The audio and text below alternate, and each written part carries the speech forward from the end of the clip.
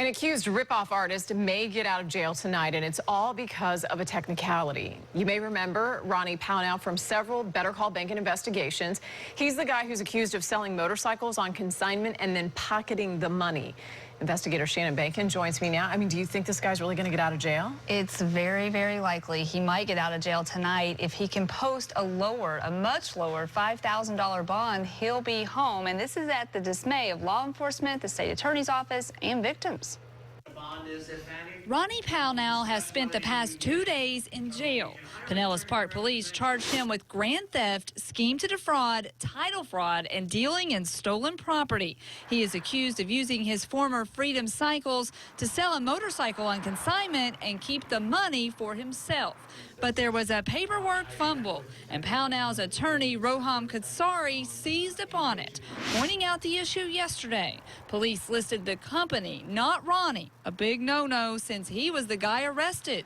In this case, Mr. Pownell owned this business. There were numerous employees within this business. Judge Philip Frederico gave the state attorney's office and the police department 24 hours to fix it. But by the time of the hearing, state attorney Brian Johnson appeared out of touch with the case. I'm assuming you got word of what yesterday's occurrence was? I got word by what you just told me. The paperwork was not there, leaving the judge no choice but to allow Ronnie to bond out of jail.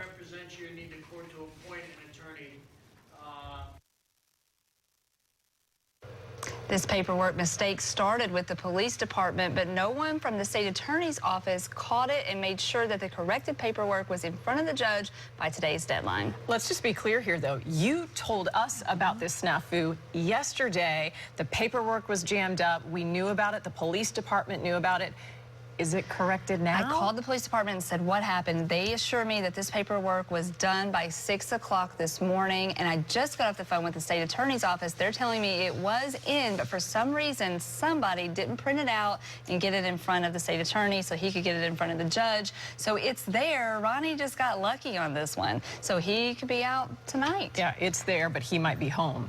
Yes, but the state attorney assures me this will not impact the case. They still have this charge that they can still go forward on and many others that they're looking into. Okay. So, thank you, Shannon.